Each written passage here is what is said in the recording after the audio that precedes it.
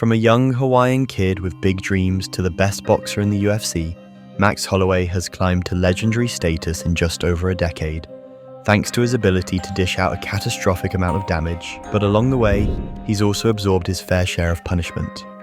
Here are all 8 of Max Holloway's MMA losses. Max Holloway started his MMA journey in 2010, and within just a year, he had 4 wins and a ticket to the UFC. In just 4 fights, the young fish in the pond was forced to swim with the sharks from the get-go. In his UFC debut, Holloway battled Dustin Poirier at UFC 143, where he was overwhelmed and submitted by the Diamond in less than a round. After taking his first career loss in his UFC debut, Holloway didn't waste any time moping. He went straight back to the mats, putting in serious work to sharpen his BJJ skills and come back stronger than ever. I put a little bit more time into my jiu-jitsu and my wrestling. I needed a little more intense training and a little more higher competition in training. So I kind of left and it changed a lot. I feel like my jiu-jitsu and wrestling is on a whole nother level. Max's hard work paid off immediately as he steamrolled Pat Schilling in his second UFC fight, claiming his first promotional victory with a dominant decision. In his next fight, Holloway secured a TKO win against Justin Lawrence, and the Blessed Express was now well and truly on track. Fantastic performance. Would you say that was your best thus far in the UFC? Oh yes, man, best by far. I finally got finished. I really don't have that much finishes on my record. I want to finish fights. The UFC is a different animal, however, and Max learned that the hard way. In his 4th UFC fight, he had to dig deep and fight with everything he had to edge out Leonard Garcia and secure a gritty split decision victory. Man, I feel great. Leonard Garcia, he hits hard. He hits really hard, and it was a fun fight. I had fun in there, and hopefully we get that fight of the night bonus. That'd be awesome. Holloway failed to get his well-deserved bonus, and to make matters worse, he found himself on the wrong side of a controversial decision that threatened to derail his rise. When Holloway fought Dennis Bermudez at UFC 160, both fighters gave it their all inside the cage, with Holloway landing more strikes than Bermudez, but the latter using his wrestling to win the ground duel. The fight was as tight as it could get, and the judges scored it in Bermudez's favor, leaving Holloway with another mountain to climb. That mountain was the notorious Conor McGregor! Just after his loss to Bermudez, Holloway was thrown into the fire against Conor McGregor, a former 2-division Cage Warriors champ who had stormed into the UFC with a lightning-fast TKO victory over Diego Brandao and was riding a wave of massive hype. In hindsight, it was an opportunity of a lifetime for Holloway, but McGregor was simply too hot to handle, first on the mic. Well, I don't dwell on my opponent, what my opponent does, because if my opponent was to look at all these clips that people are making and then dwell on that, he does this. So when he does this, I'm going to do this.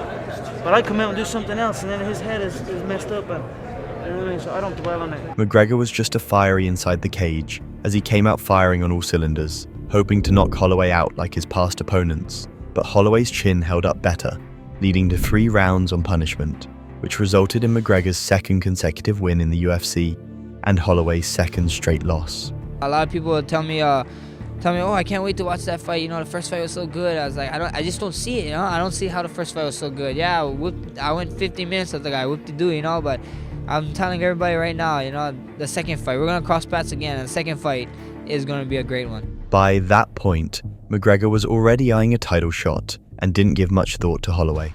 However, the Blessed One kept pushing forward, carving out his own path to greatness.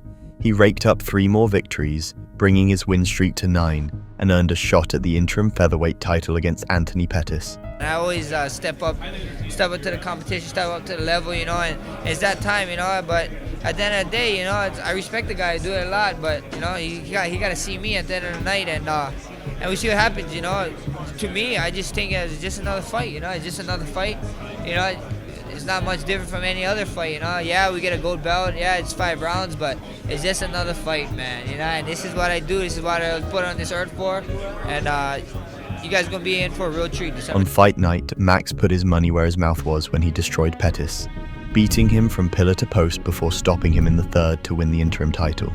With that, the stage was set for a clash of titans against Jose Aldo, who had reclaimed the belt after losing it in just 13 seconds to McGregor, who had since moved up to lightweight.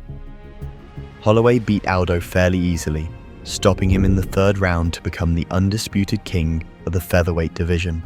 He then defended his title against Aldo again, before annihilating Brian Ortega in his second title defense. Ortega himself admitted that the fight with Max had exposed a lot of flaws in his game that he needed to address. That was the best thing about it, because it showed me that there's a flaw in your system, Yeah.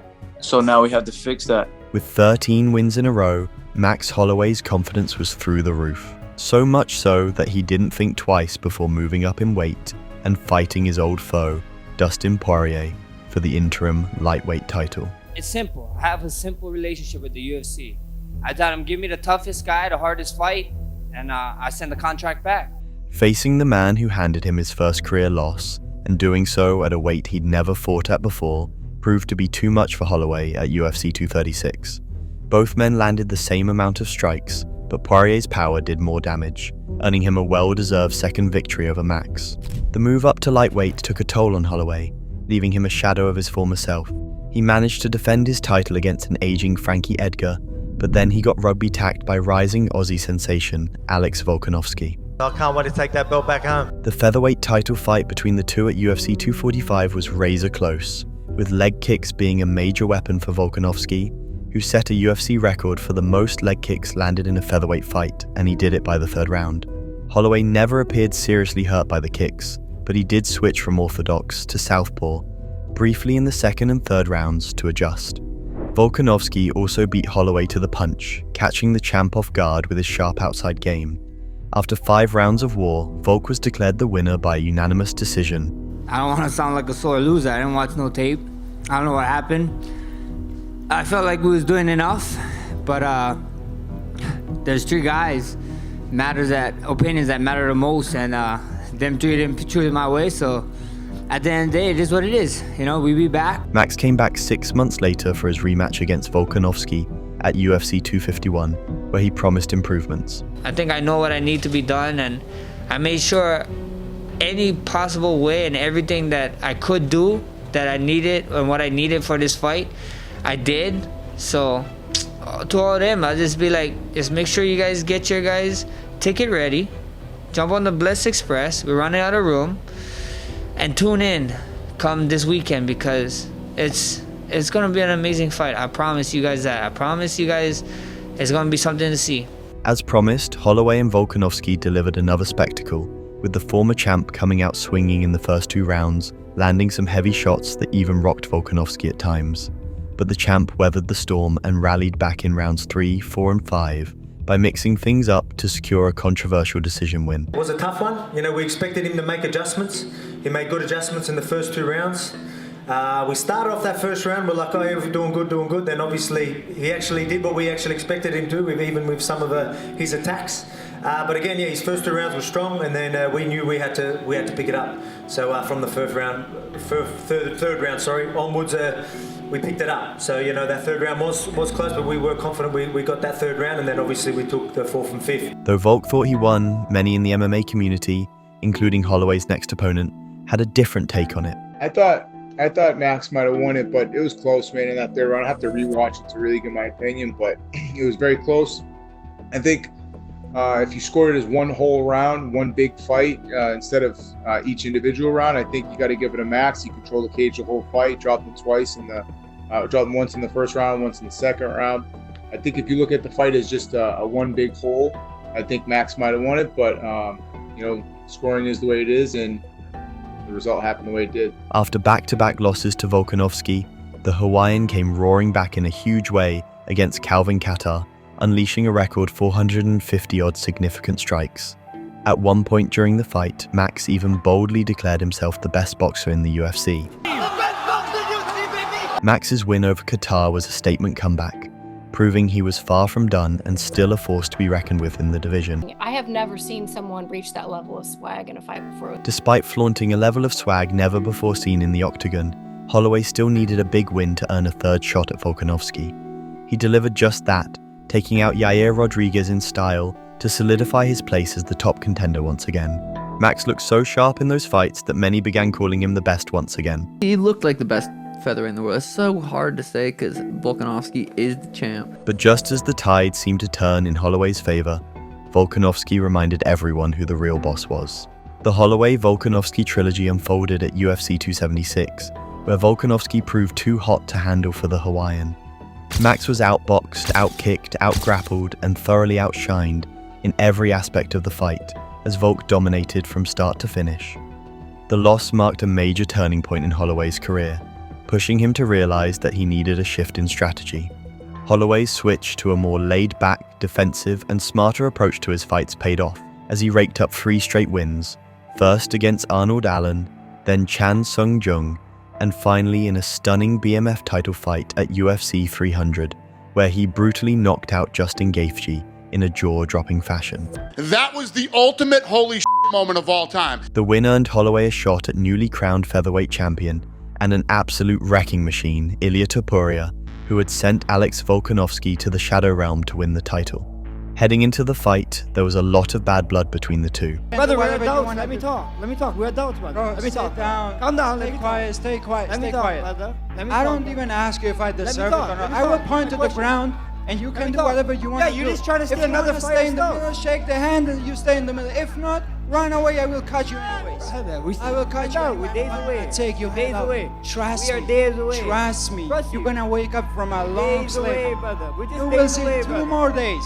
Be an adult. Like Let me you talk. like to say. Be an adult. We'll find out. Calm down. The fight was a chess match, with Holloway using his movement and angles to outbox Topuria, who struggled to land clean shots early on, missing several powerful strikes. However, Topuria was relentless with his low kicks, doing significant damage. In the 3rd round, Topuria finally landed a nuke of a right hand that rocked Holloway. A few seconds later, Holloway was put to sleep. It was Holloway's first career loss by knockout, so these are the 8 losses of Max Holloway's MMA career. Now that Holloway has permanently moved up to lightweight, should we expect more? We'd love to hear your thoughts in the comments, and if you enjoyed this video, be sure to check out our similar one on Conor McGregor.